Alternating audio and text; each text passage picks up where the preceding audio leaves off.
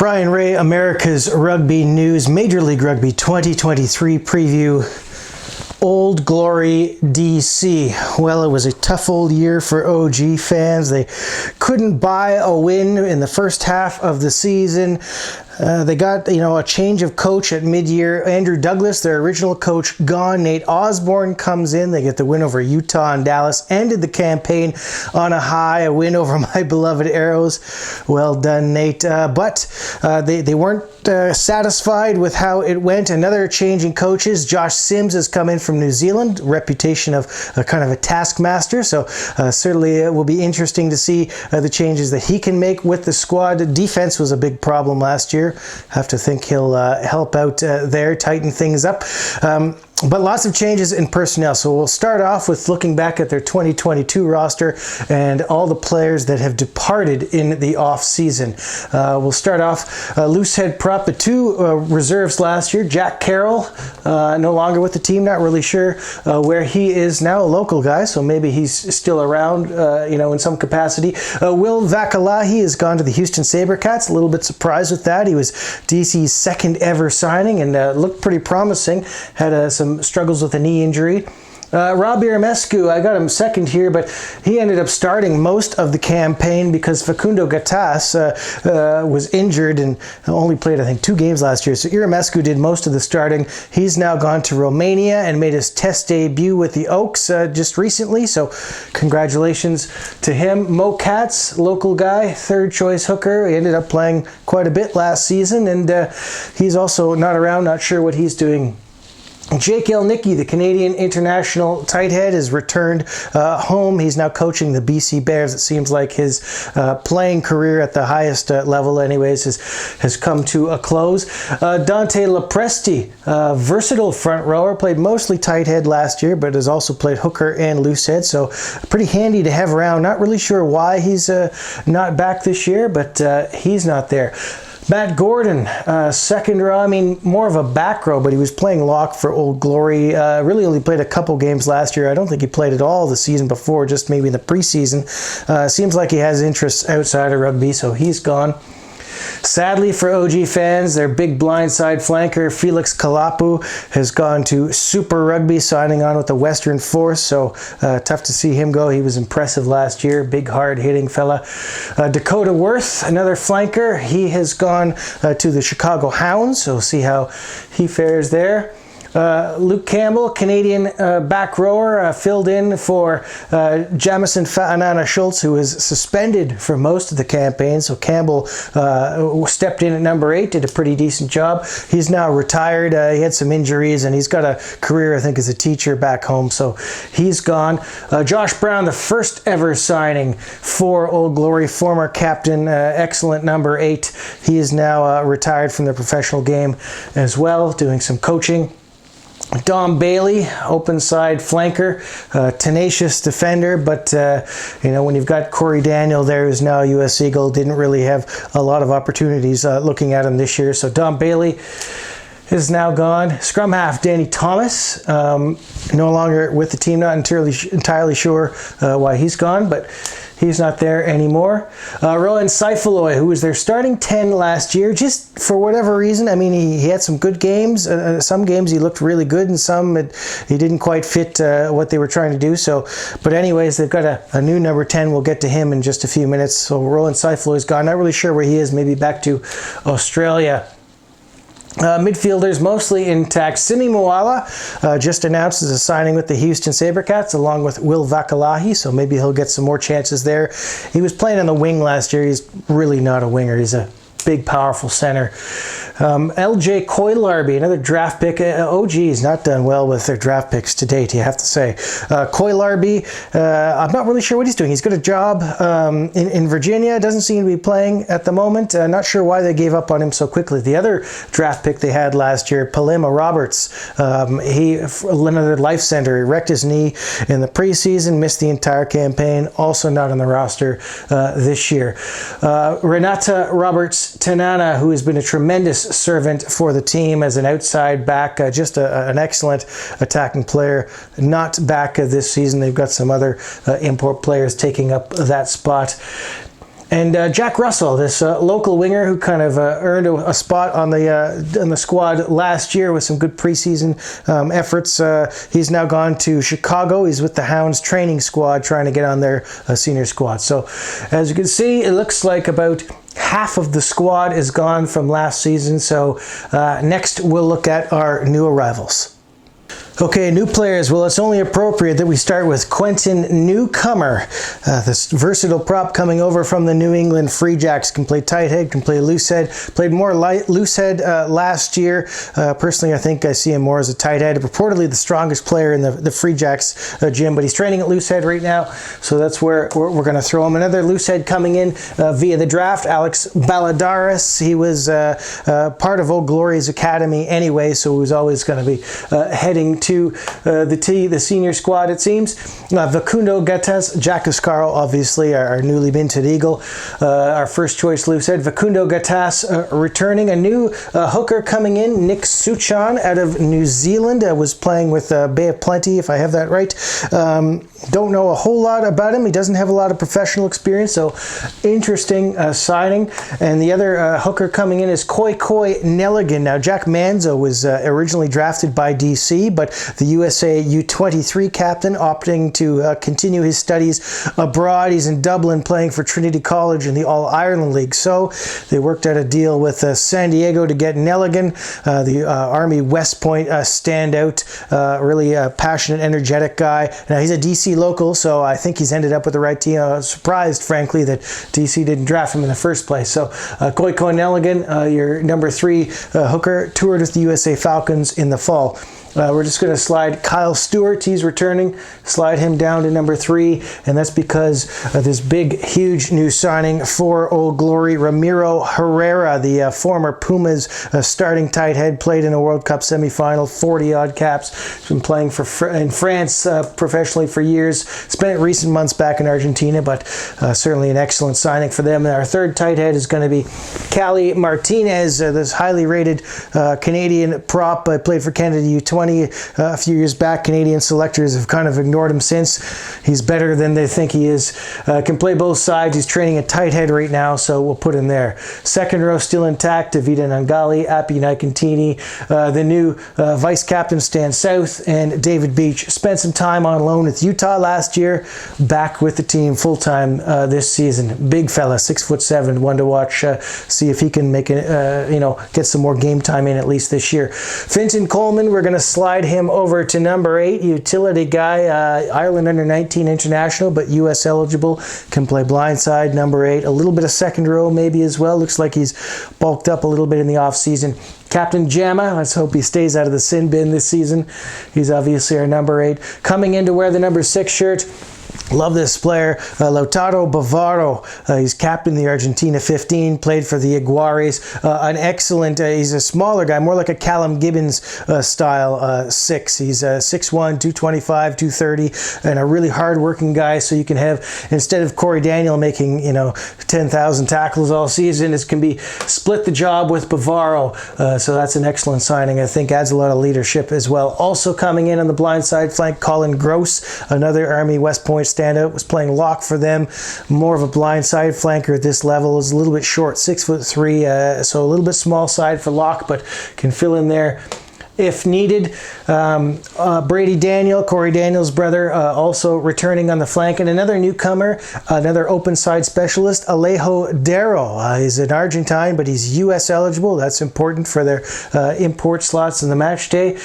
Played for Casi down in San Isidro in Argentina. Certainly built more like a center, very mobile, quick, rapid flanker. So interested to see how he goes. Scrum half, Danny Tusutala, no longer captain, still a huge part of this team, obviously. John Lefebvre moves up to the second spot, toured with the USA Falcons in the fall. Quick guy, can also play wing, but focusing on scrum half this season. New signing, Gardy Labong, coming in.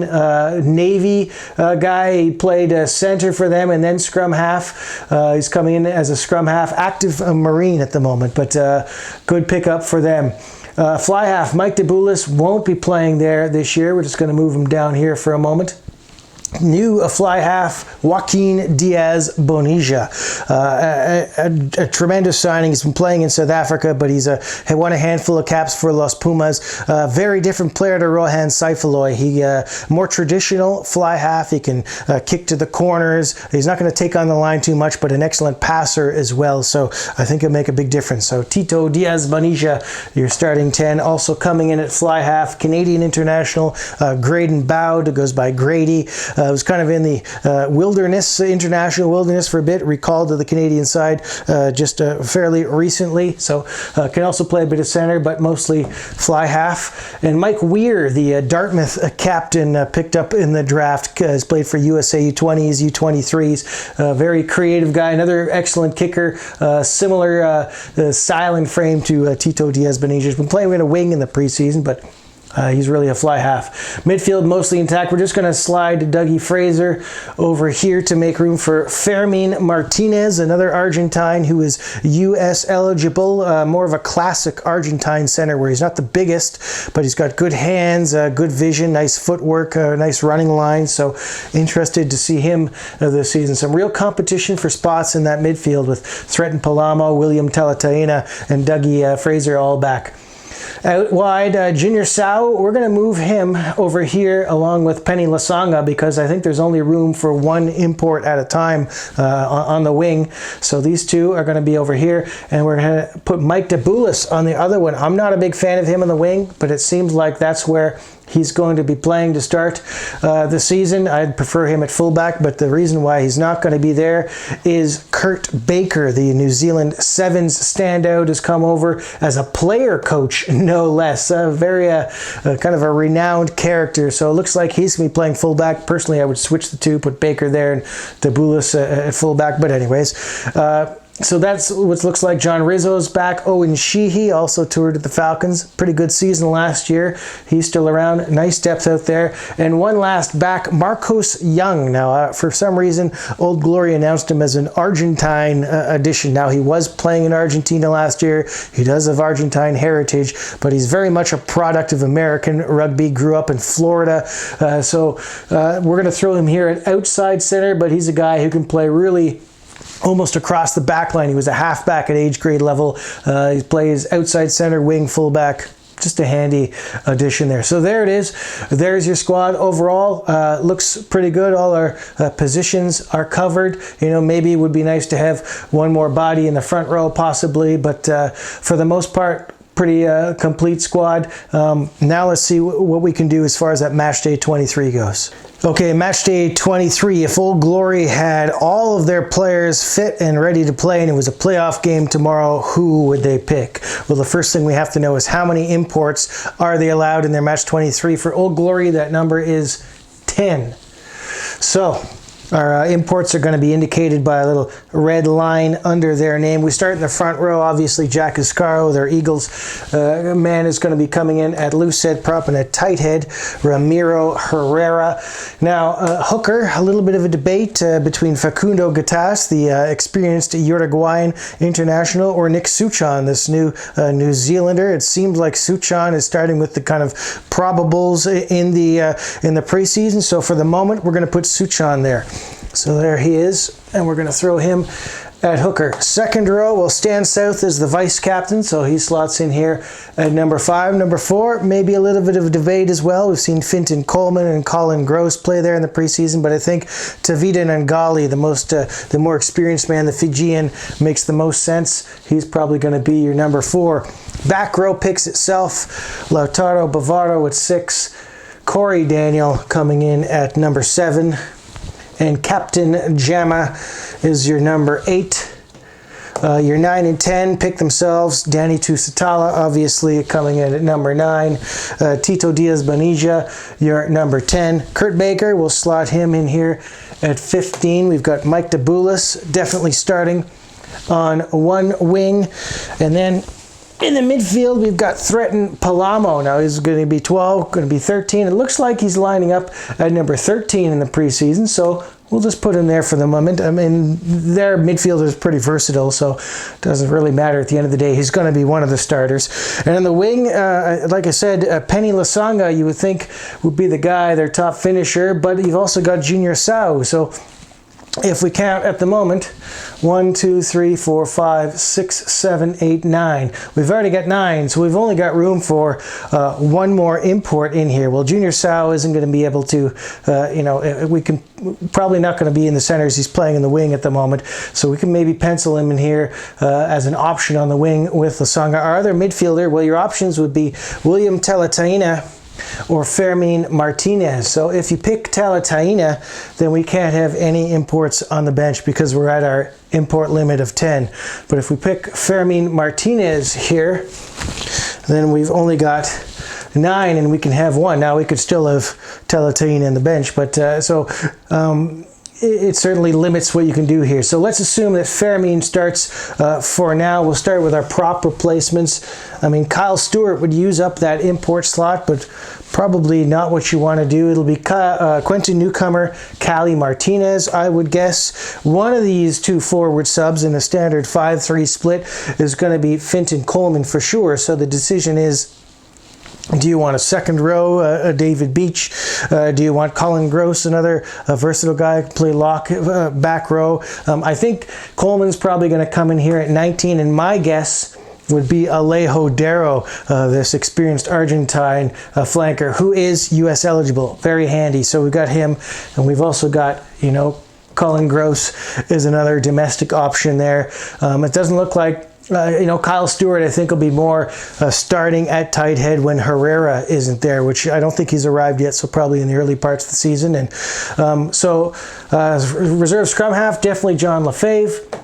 Fly half is going to be our Graydon Bowd, Canadian international, who can also cover a bit in the midfield. And I think the most likely option here would be Doug Fraser, because he plays either center spot or on the wing. And then, Deboulis can easily slot back at fullback if needed. So that leaves us with one import slot up here. Then we can put Facundo Gatas there. Now, if, let's say we start Teletaina here at 12, we'll put him back in there, because that's where he was, or even at 13 perhaps.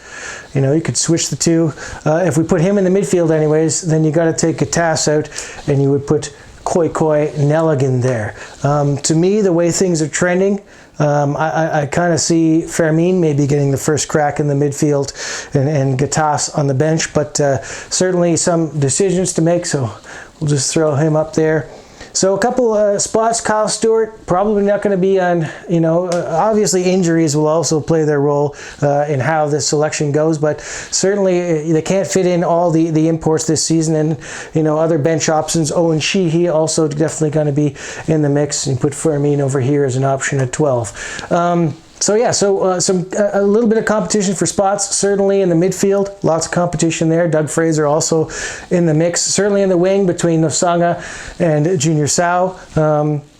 I would think Facundo Gatas versus Nick Suchon as your starting hooker. Definitely some competition there. But in general, this is, basically what it's going to look like. So overall, not a bad side. Certainly I think a better team than they were last year. Herrera really helps their scrum a lot. Bavaro is a big addition in the back row. Tito Diaz-Bonilla, tremendous, really going to give them a lot of confidence out of that number 10 spot. And a couple X-Factor guys, mystery guys we don't really know a lot about. Suchon, Martinez, Darrow.